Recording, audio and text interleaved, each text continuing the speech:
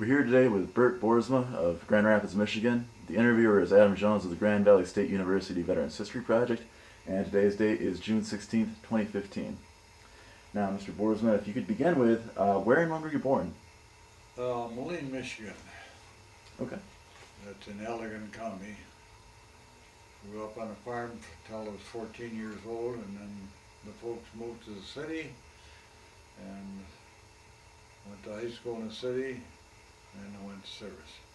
Okay. And what city was that? Grand Rapids. Okay. Okay. And then, so besides your were your parents farmers? No, but they lived on a farm. Okay. During the Depression, that came in handy because we could grow a lot of our own fruits and vegetables. Okay. All right. And then, once you guys moved to the city, what did your parents do as far as jobs go? My dad was a builder, a contractor. Okay. That was his expertise. He was really no farmer, but he did live on the farm. Okay. And then, did you have any siblings? Yes, I'm one of 11. We have 11 children in our family, and we all grew up was born on the farm, except the youngest one. She was born here in Grand Rapids.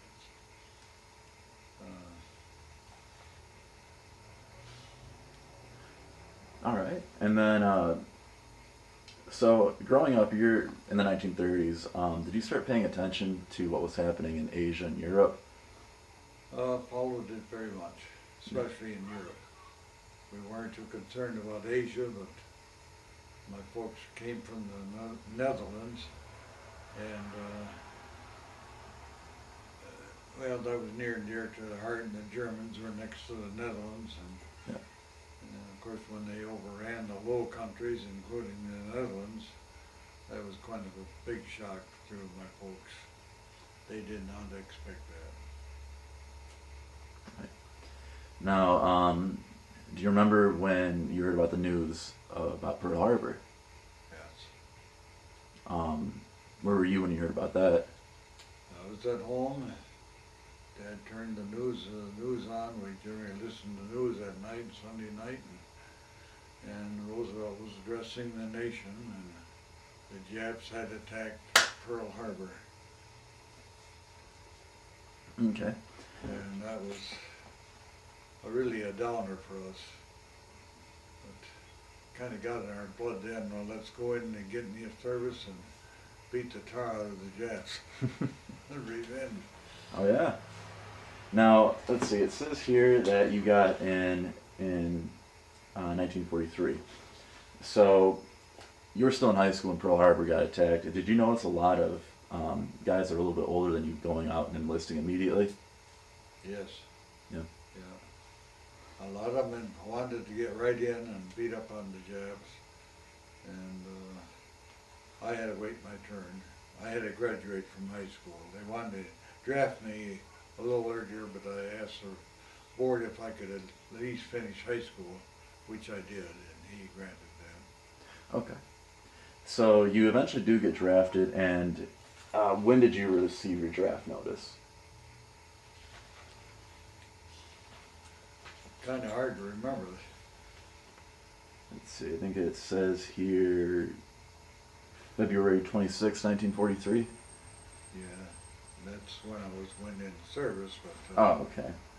I received my draft notice ahead of that. But what the date was, I wouldn't know. Sometime late 42, something like that. Probably. Okay. Okay, so you get drafted, and where do you report first?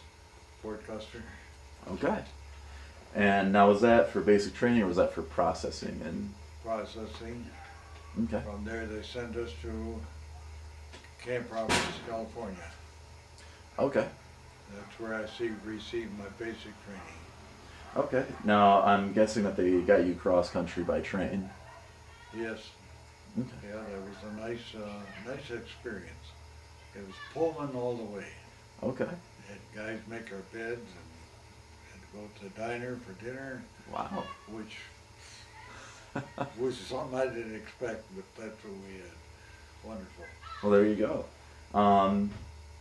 So you get to Camp Roberts, and what's the reception like?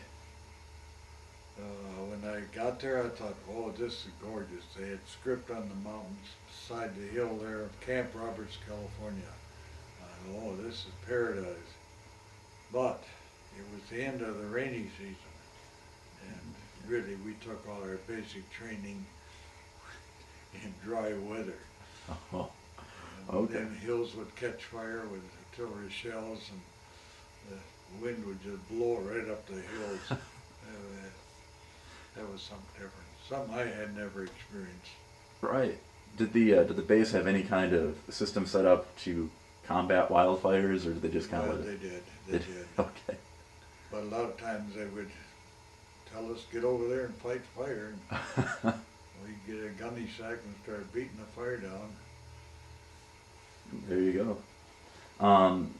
Now for you, did you kind of know what to expect as far as the drill sergeants yelling at you and all that, or was it kind of a shock? No, well, when I went to Battle Creek, the language changed terrifically. I was probably brought up in a sheltered community where we didn't really hardly swear. Maybe a cuss word now and then, but we got there and, oh, the language was terrible. So I was indoctrined almost before I got to Camp Roberts, California. But I also spent some time in Michigan National Guard. Oh, And okay. that took place of the 32nd Division when they were called mobilized. So I spent some time, so I had a little basic training Okay. already before I went in. Okay. And so you were able to do that before you were 18? 18, yes. Yeah. Yeah. As far as I understand it, back then you could get into the National Guard when you were like 16 or something like Yes. that. Okay. Now, in Camp Roberts, what did your basic training consist of? Close order drill, shooting guns, machine guns, bazookas, or not bazookas, mortars, all that stuff a lot of marching, 25-mile hikes. One of them was at night, and I remember quite well, people were falling asleep walking, and they'd end up in the ditch. They'd grumble, I fell asleep while I was walking. And I thought this was impossible, but they met us with a kitchen, and we had breakfast on the road. And after that, we still had ways to go, and if I didn't fall asleep walking, pick myself out of the ditch. I didn't think this was possible, but You're tired enough. you learn something new every day. Right. Now, what kind of conditions were you living in at Camp Roberts? Was it a fairly new base, or was this a little bit of an older? It was not new, but it was not old either. It was very adequate. Okay. It was good. Okay. And then, what kind of men were you training with? Were they all draftees, or had some of them enlisted? I think they were all draftees. Okay. I went in, they went there with a lot of guys from Grand Rapids area, and some that I knew, some that I kind of chummed around with when I was there. But after that, of course, this was a basic training center, and they just send us to units all over the world, I guess. Okay. And that's how I parted Camp Roberts. Okay. And how long was basic training? 3 months. 3 months. Okay. 90 days. Okay. Now, after Camp Roberts, were you sent anywhere? Were you sent anywhere else for any kind of additional training? No. Nope. So it says here you were assigned to the 33rd Division and the 130th Infantry Regiment. Now, where were they? The 33rd Division was an Illinois National Guard outfit that was called up probably at the beginning of the war or before the war.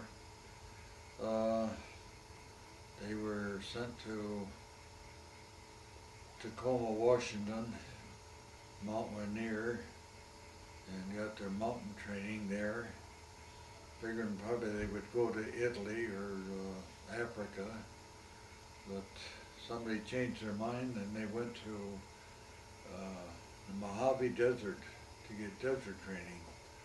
And they trained there and with the idea of maybe going to North Africa, and that didn't evolve. So I joined them as we leave going overseas.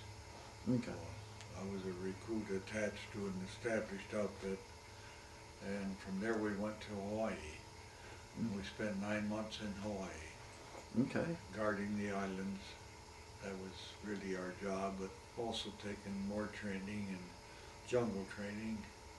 We spent 6 months on the big island, Hawaii, and 3 months on Kauai, where we got our jungle training. Then went to Pearl Harbor and walked from one dock right to the next dock and got on the ship that took us to New Guinea, Okay. to Finch Haven, New Guinea. Okay. Now, when you were in Hawaii, you did get to see Pearl Harbor. Had Pearl Harbor been repaired pretty well by this point, or was there still a lot of evidence of damage? We really saw nothing. Okay. We came into the harbor dark, and we left the harbor in dark. Oh, okay. So we went from one ship to the next. Right. There was no stay, nothing Yeah. to really report on Pearl Harbor. Okay. We knew we were in that harbor, but yeah, you really couldn't see anything. Right, and you're probably focused on just doing point A to point B type stuff. Now, when you sailed from California to Hawaii, right? Right. Okay. Yeah. Now, was that the first time that you had been on like any kind of big body of water? Oh yes. Yeah. How'd you deal with that? Did you get seasick at all? No.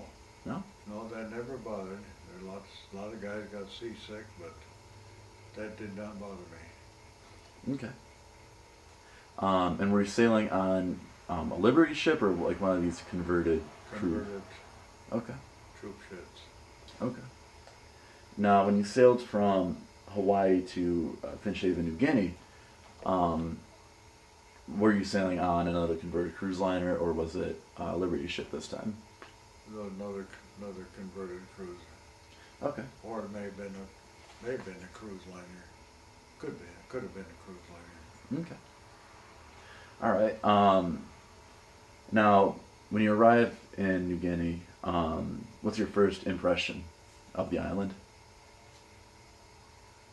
All we could see was coconut groves. Okay. We've already established a base at Finch Haven and the airstrip, so there was a lot of activity, and it seemed to be the rainy season and mud all over and they moved us to an area that had been occupied by another division, and they had moved out, and I don't know where they went to, but it was raining, and I'll tell you, they had bomb shelters dug into that area, but it had rained, and rain was just about knee deep. So this was going to be our next bivouac area. And this is unbelievable. The guys would try to walk across and they get into one of these bombs dugouts and practically drown. Oh, wow. But they lined us up, and the next day they give us a bunch of shovels and picks and whatnot. We had to dig a drainage drainage ditch that went to the ocean to get rid of that water. And once we got rid of that water, why, things kind of looked more like a camp. A little bit more easy to work with, I guess. Yes. So once you drain this, it's probably kind of like an empty grove that you're working in. It must have been a little sort of a dish pan that Yeah. just held the water, and we had to dig a trench to get rid of the water. Okay. Now, uh, so where you start building up this base, was it mostly just kind of like a giant tent city type thing, or was it going to be a little more permanent? Uh, it was permanent for us. We stayed there a good 6 months. We Okay. got some jungle training. We did some patrols.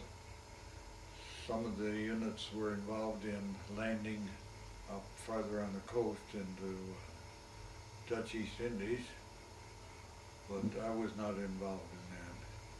Okay. I was on one patrol that we, following a trail, went through the jungle and it goes up and down hills and up and down. And it's got to lead to somewhere because we saw no villages or anything like that along the coast. All we see was coconut groves. Okay. Somebody had a big coconut plantation. But we followed this trail and finally we gave up. I said, well, I got to go over a couple more hills while you guys rest. So I went a couple more hills with another guy, and here was a clearing, and it's a village. Okay. The homes were on stilts, the buildings were on stilts, and the people that they saw us, and you could see their movement was away from us. But one kid came toward us. He said he was 8 years old. He could speak a little broken English. And I asked him if there was any Japs around. He says, "Yank come, Jap run." Kind of his expression, and made us laugh. Anyway, this was a settlement that was put up by Lutherans from Germany. They were German Lutherans that had established that camp there. Okay. And they may have had an airstrip there, which I didn't ask about, didn't see. But we had a little conversation with the kid, and then we took off and went back to the unit. Okay. So by the time you got to New Guinea, the Japanese had largely vanished off the island. They'd been. No? Farther up the coast. Oh, okay. This is thousands of miles. And they'd kind of leapfrog and Okay. trap them and fight.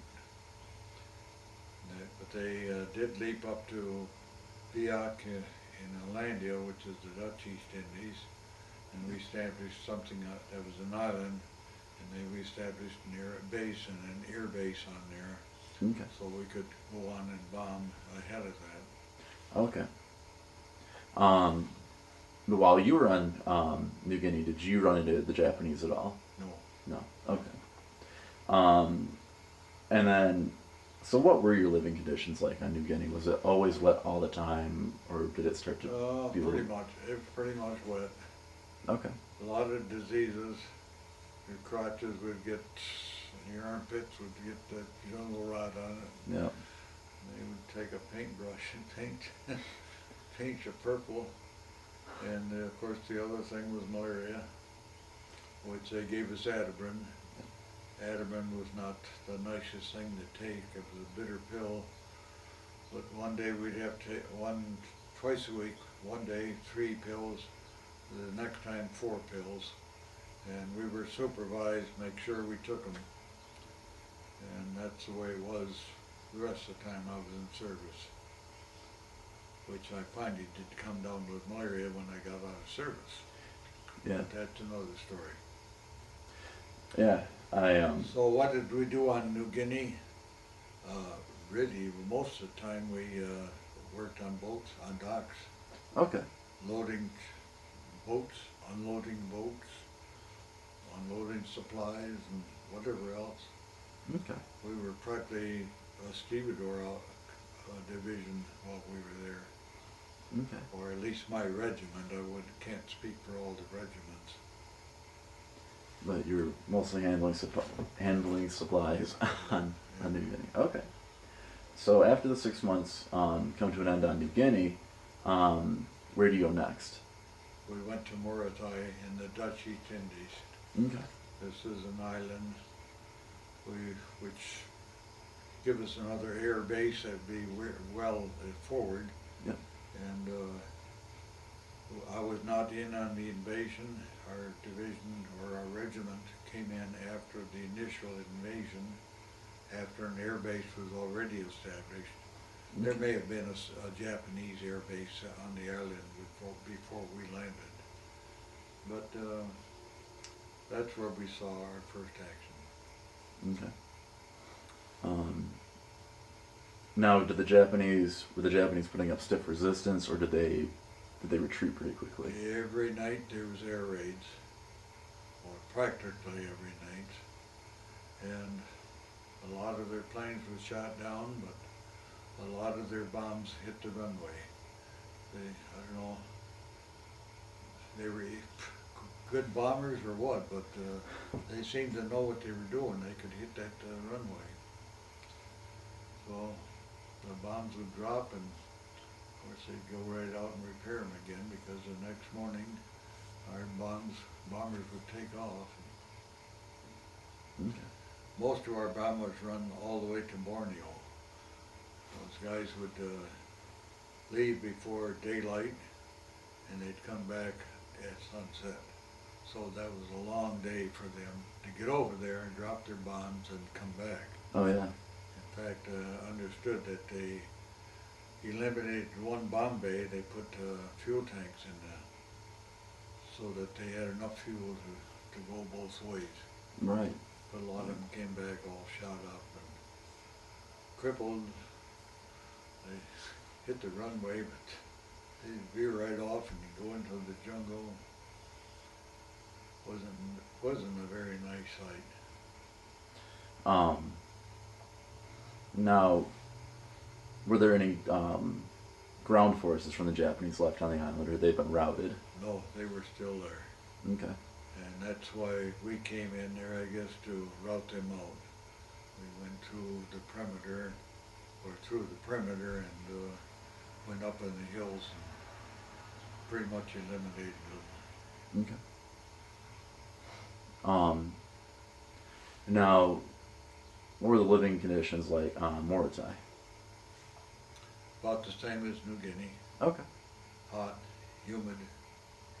In fact, when we broke out of the perimeter, we all had a canteen of water with us. And it wasn't long and the guys had drank that all up. But being in the jungle area, you figure you'd run across water very soon. Yeah. And we didn't. And finally we came to a little plateau, and some wild pigs must have been wallowing in the mud there, and so there was little pockets of water. Yeah. I'll never forget, I see one of our guys, he took his helmet off, dipped it in that dirty water, drinking the red out of his helmet. I said, Paige, don't do that, use your chlorination pills, you know. Yeah. And then wait a little while. Well, he chased that water with some pills, and he survived, so I guess it didn't hurt him. That was a funny incident. Okay. We did run across some encampments where Japs were living or had camped, and we got rid of them. Some of them fled into the jungle, but our company did not have any casualties. Okay. That's where we saw our first action.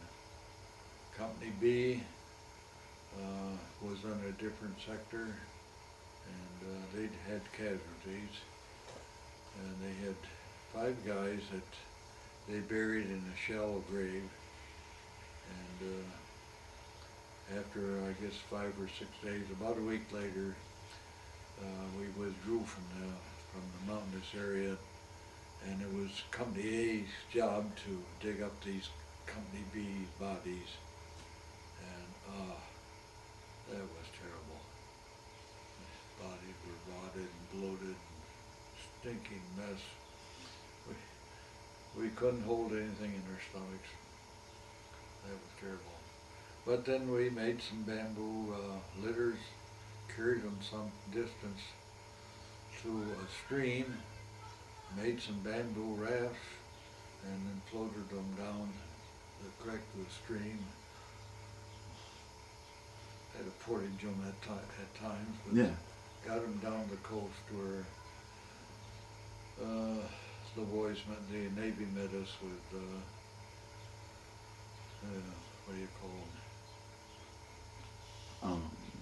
They landing crafts and picked us up. And Yeah. took us back around. Okay. Now, did you ever take any Japanese prisoners? Not on Moratai. On Hawaii or on Luzon we did. Okay. Now was Luzon the next stop Yeah. from Moratai? Okay. After we made that excursion into the hills and kind of wiped out the Japs, then for a while we lived on the island and worked on ships again, loading and then unloading ships. Okay. Then we got assigned to a ship and we moved on to the ship. And the ship stayed anchored for about 30 days. And they would bring us in every day, 3 shifts, 8-hour shifts. So we'd have to work on the docks, loading or unloading ships. But during that time, a lot of ships got accumulated. It really wasn't a harbor, but it kind of the open ocean. A lot of them were anchored there, ready for the next push. In the meantime, they had invaded Leyte and also Luzon. Okay. So we were not in the direct invasion of Luzon, but when we left Moratai, we went to Luzon, to Lingayen Gulf, which is kind of the north central western part of Luzon, where all our troops landed at first. Okay. So by now it's probably, I think, late 1944 that you're doing this? Early 45? Or start at 45 probably. Okay. Okay. So you sail up to the Philippines, and by now I'm sure the beachhead had been secured and it was safe to go ashore and all that. Okay. Now, once you leave the ship, where do you go on Luzon? We relieved a division, I think it was the 37th Airborne Division, but I don't recall it. But anyway, they was nailed down, pinned down at an intersection. The Japs were defending that pretty strongly, so we replaced them troops. I don't know where they went, but that's where we were. That's where we saw quite a little action. And we finally got on through the intersection and got beyond that. Then we were pulled back. Somebody else took over. But while I was there, I was a staff sergeant then. I had a squad under me, roughly 12 men. We was on patrol one day and we was up in the front, between the lines actually, crossing a rice paddy, and we came to the road, a highway that went up to Baguio, the summer capital, and there was money laying all over. Silver pesos. Okay. And good night. But somebody had buried them alongside the road, covered them up with dirt, and an artillery shell must have hit that and opened it up and money all over. We scooped up a little, put in our pockets. They came back and reported it to the company commander. He reported it down the line, I guess. Anyway, next morning he gave me orders to get right back out there and guard that. So I went out there then with more than one squad, a platoon, and we guarded that till maybe about 10 o'clock, and then 2 trucks came in full of Marines, and the Marines told us, get out of here, you gotta protect us. Well, we take up the money. So the money was all in bags, but the bags were rotten, so it's been laying there probably since the Japs invaded the Philippines. Yeah. But they had to get in there with shovels, and they scooped it on the truck, it's on 2 trucks. And after they got it pretty well cleaned up, they took off. And I never got any credit for it. I often wondered who got the credit for that. Well, yeah. I mean, you're the one who discovered it and Yeah. reported it. My squad discovered it. I don't know who was the first one, but probably a scout. Well, then at least you get to set the record straight on this. That you were the one who found it. Yeah, right. Oh, my squad. Well, okay, so while you're on Luzon, did you run into any of the Filipinos?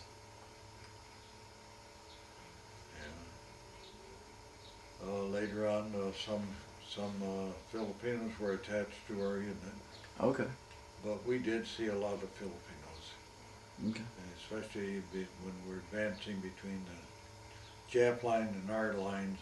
A lot of times, a whole convoy of people would come walking down these trails. They moved back away from the fighting, and now they wanted to get through the lines and get back to their home.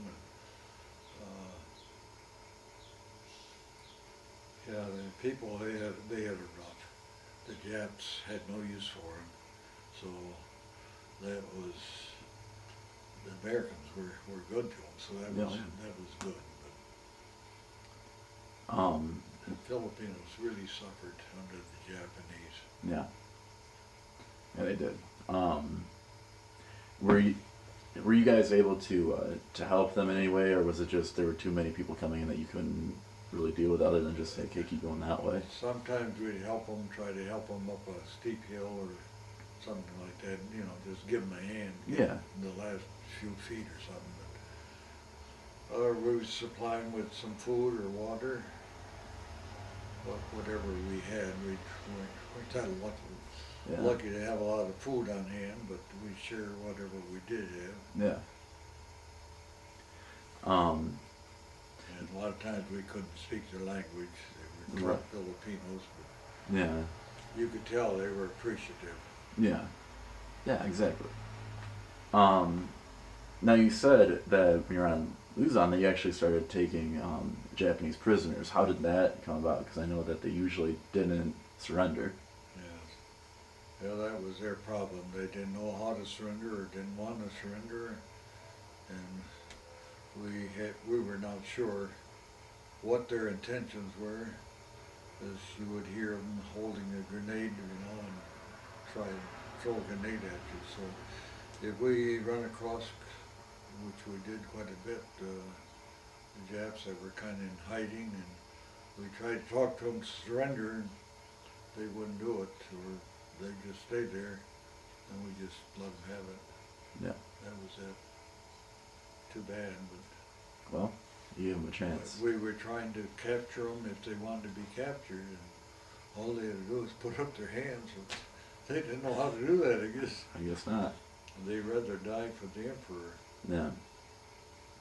Now, But we did, later on, we did take a couple prisoners. Okay. They were in a house, a Filipino house. They may have had malaria, but they came willingly. okay. I didn't really capture them. The guys in my platoon captured them. They brought them to me, and I ended up sending them to company headquarters. Oh, okay. Okay. Did you notice that they looked pretty sickly, or were they still pretty robust looking? No, they were sickly. Yeah. Yeah, that's the general thing, is that the ones that weren't dead were pretty much this side of being dead. Now, what were your living conditions like on Luzon? Were you actually in any kind of villages, or were you still out in the field? If we were on rest area, we were in tents. Okay. But the rest of the time, when you're in the field, you sleep in a slit trench. Yeah. You dig a slit trench, and that's where you sleep all night. Yeah. It rains or or don't rain, or it gets cold. If you get up in the mountains, it gets cold. Yeah. And you'd live like a rat. Your clothes would be soiled with not only sweat but also mud. And there was a couple times where we would come to a stream, Yeah. and we'd hold each other's helmet and watch and billfolds and clothes and all. We'd go in the stream and try to wash the Yeah. mud off. We didn't mind the water so much because we were sweating most of the time anyway. Oh yeah.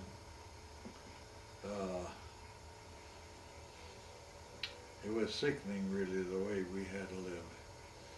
And what else can you do? You got to live that way. That you're on the front lines anyway. You don't have much choice. Now, did they ever give you new clothing, or did you have to? Did you pretty much have to wear the same thing all throughout? When we went out, we took an extra pair of socks. Period. That's it. That's it. We didn't worry about toothbrush or toothpaste. And some of these missions could last a few days, a couple weeks. One of them lasted about a month. You're in one set of clothes. Wow. Now, were you guys? So I'm sure you guys were probably living off of like C rations and K rations and things like that. Okay. Now, when you did get back to the rear, was there ever any chance to get mail from home, get a hot meal, take a shower? Shower would be a cold shower, but that's the first thing I'd always do is write home. Folks always wanted to know, and if you could reassure them that you were okay. Yeah. I never really told them what we did or what we were involved in. Sometimes I'd say it was difficult or something like that, but because sometimes it was very difficult. You lose a lot of guys. Yeah. We took one hill, 1802, Hill 1802. I don't know what the 1802 stood for, but company went around behind the Jats and got up on top of the hill. We was up there about a week, and when we got off that hill, a platoon consists of roughly 40 men. There's 36 soldiers, and then the platoon leader and a medic and a runner, which gives us about 40 guys. But when we got off that hill or that mountain, there was just 9 of us left.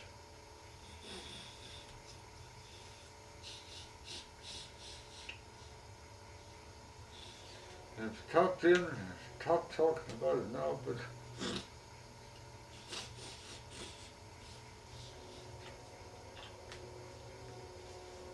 those are things you don't figure.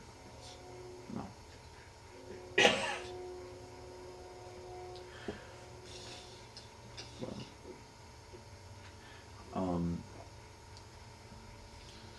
That was probably the worst experience that we had there.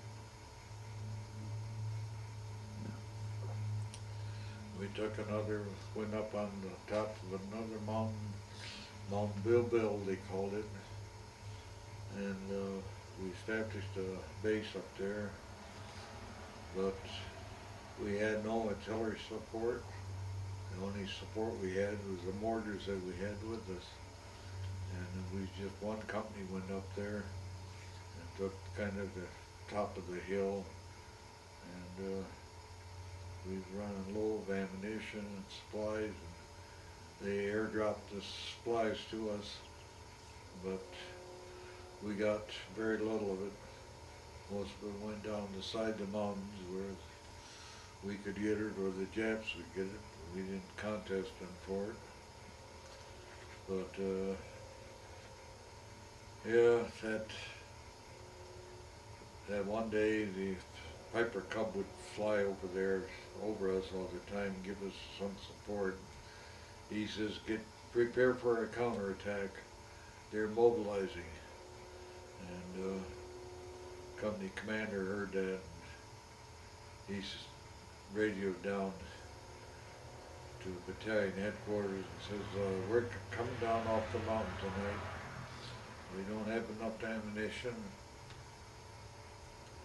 They're preparing a counterattack, so we're leaving the mountain. And they said, no, you stay up there. We defend that position at all costs. Company commander, he shut the radio down so there's no more communication. And as soon as it got dark, one platoon would leave and the other, and I was the last one to leave. But we slid off that mountain. We had some wounded guys and some dead guys and dragged them with us. But then later on, we went back up there again. Had a fight with them positions, but then we had artillery support. Okay. Evidently, the first time the artillery couldn't get position, right position or something. Yeah. But the second time, which was probably about 3 weeks later, maybe 4 weeks, they had things lined up. So I'm sure that made it much easier to get back up there. Yeah. And that's where I got my Bronze Star up on that mountain. Okay. What's the story behind that? Oh, the artillery would try to clear out an area ahead of us, and as soon as they stopped shooting, why the Japs would jump back into their position and machine gun us and mortar us. This went on 2 or 3 times, and I realized that when the artillery shells quit coming, they could also hear that, and they would jump back to their positions.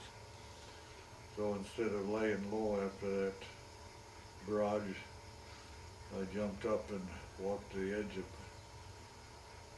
another ravine coming off the mountain there, and I guess the Japs saw me there, and they took off running. And anyway, somebody thought that was heroic. I didn't have to do it, but I did it. So it's pretty heroic. Yeah, that could have cost me my life. A lot of things could have cost me my life. Mortar shell one time landed in a tree right above me and exploded. And I was okay. I had bandolier hanging on a little branch, and kind of burned a hole through that bandolier, and that fell down. But Wow. machine gunned quite a few times. The guns go off, I hit the dirt. And if there was grass, that would kind of hide you. Yeah. And machine guns could be mowing that grass, but you're safe under that machine gun fire.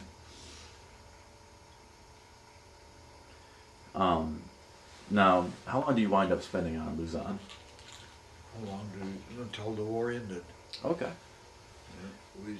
We were taking amphibious training to hit the beaches in Japan.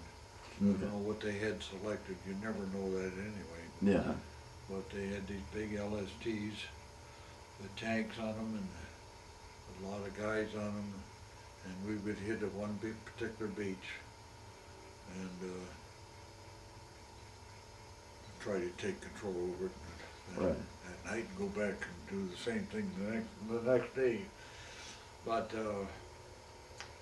we were doing that, and the ships had, of course, these LSTs had radios on them so they could hear what was going on in the world. Yeah. They talked about dropping a napalm on Japan. Yeah. I didn't know what that was, but it sounded like it was a big, massive bomb that could do a lot of destruction. Yeah. And there was talk that, I guess they had 5 cities that they were going to bomb, and a few days later they hit the other city. And but give us some encouragement, you know. Yeah. That maybe the war's going to come to an end now. And then a few days later, why, the Jap decided Enough was enough. squash. Yeah. What were the reactions when Japan finally surrendered? When we heard that they had surrendered, tears came to our eyes. It was that night we was on the LST, and a lot of prayers and thanks went up, boy. Oh yeah. Just to know that you didn't have to go in. Yeah. Well, yeah. I mean, yeah, if the invasion of Japan had gone through, it. Yeah. Well, they figured they would fight to the last man. If they did, Yeah. you know, there'd be more casualties. Oh yeah. We always talk to, there's a boat that's got my name on it. You know, it's gonna just maim me or kill me or what. And if the war would last, who knows? Yeah. You can't walk through battle after battle and not really have come up with a scratch, so. Yeah.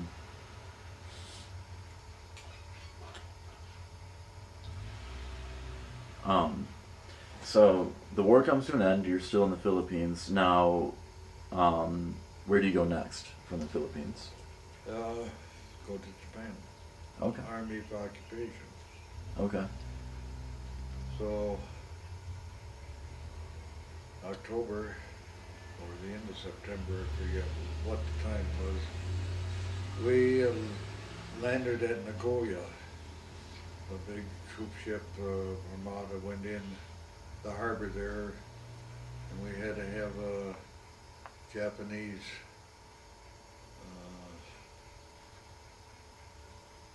harbor master come on and board our boat, because the area was pretty heavily mined. Yeah. This is a big bay, probably 40 miles deep. So it took us a long time to maneuver into that bay. Oh yeah. And we was on a ship, so we had to get on the landing craft. And when we finally got all the landing craft assembled, we headed for shore, not knowing what to expect.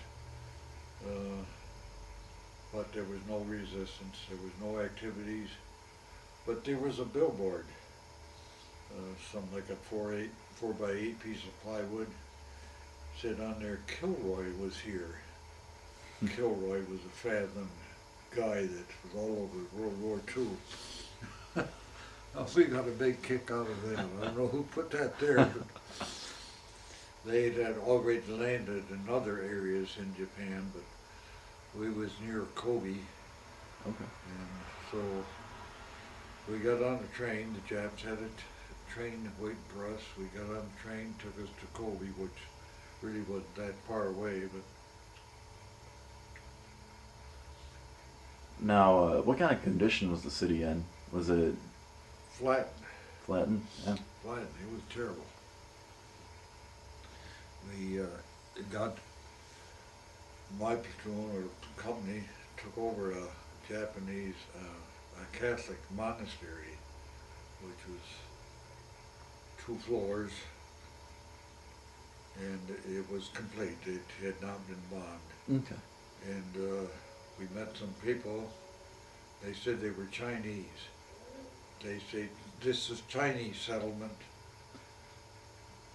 They don't bomb Chinese, they bomb Japanese. Okay. So from our vantage point, we could look over Kobe, which is kind of down in the valley, like, Yeah. and it was just bombed, just wiped out.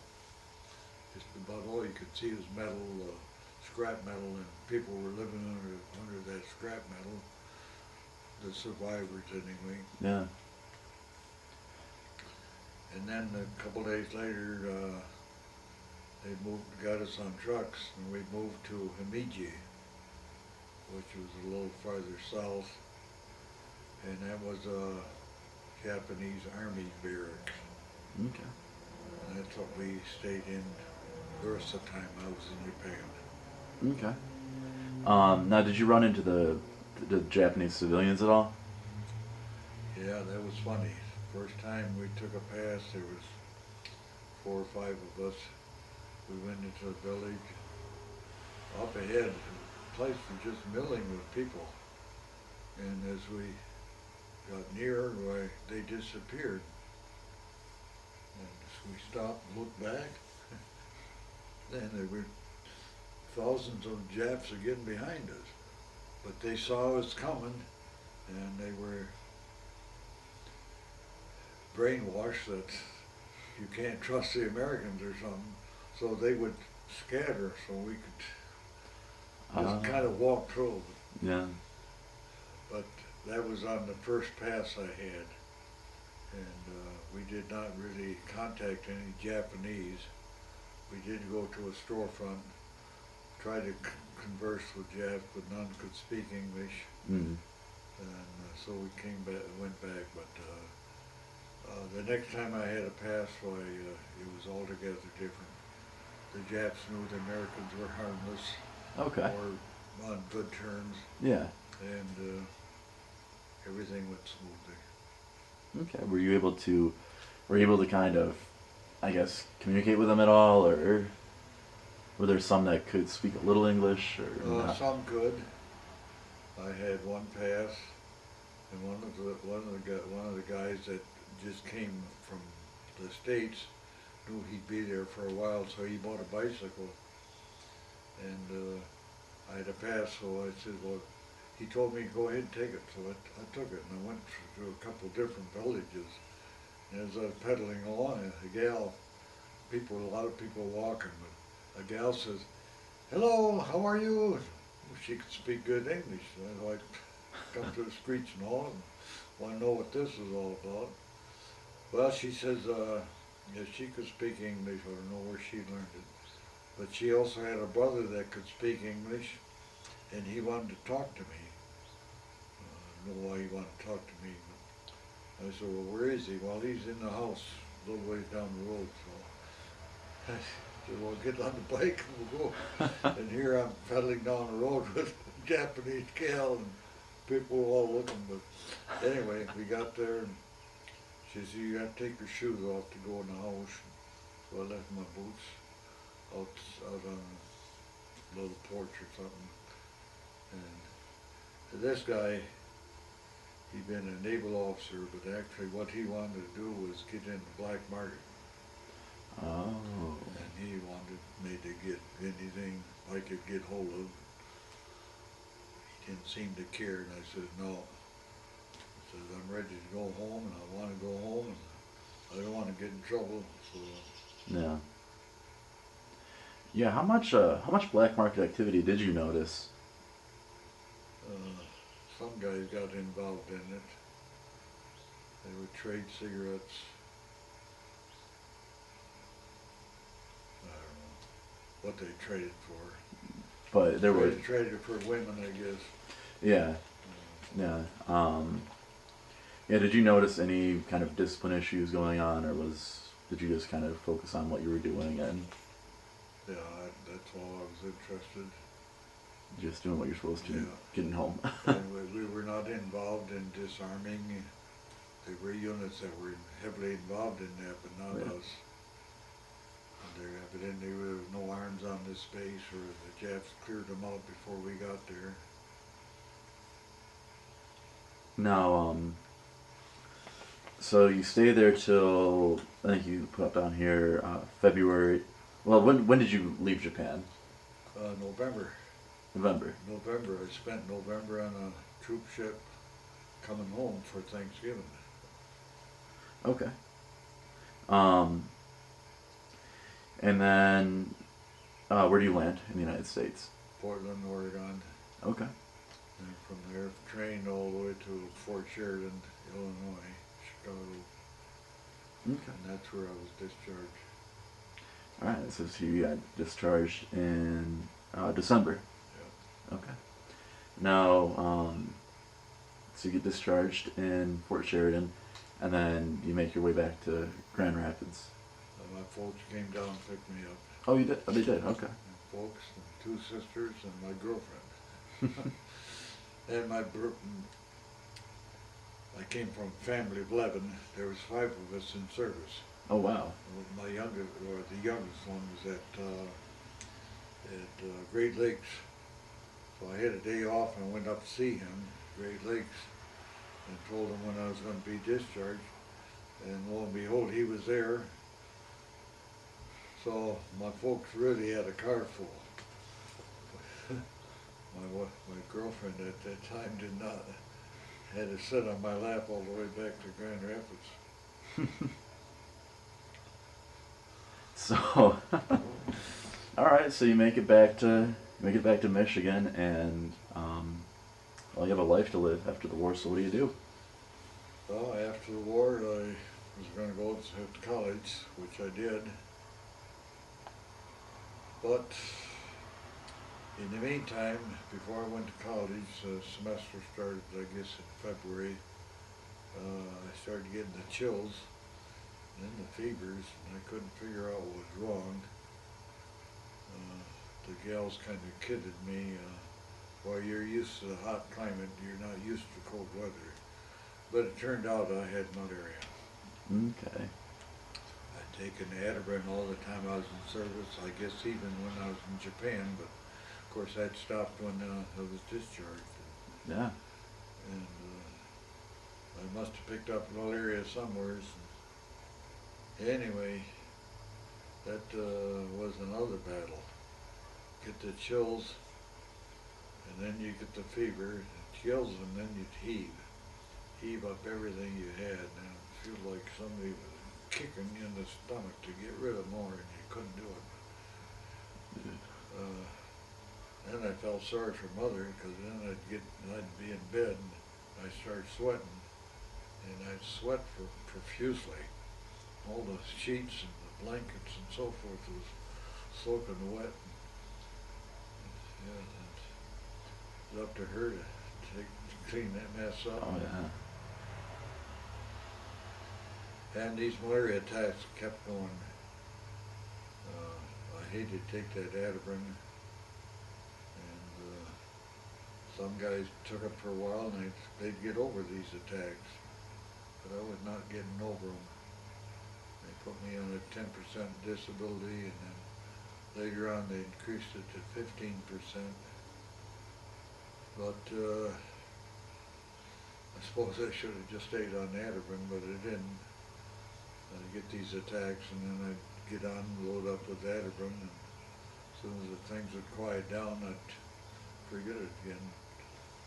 But it affected me in some way that I was in my year and a half of college, and exams were coming up in the end of May, and I had to drop out at about the beginning of May, so I lost a few weeks of the semester, and the doctor told me, try to get a job outside where you can get a lot of sunshine. Okay. And I guess what really happened was that I was losing a lot of red blood cells, and I was weakened, and no ambition and so forth. Yeah. So anyway, that was the end of my college. I went about a year and a half to Kelvin College. Oh, okay. And I went to work in the Spears Lumber Company.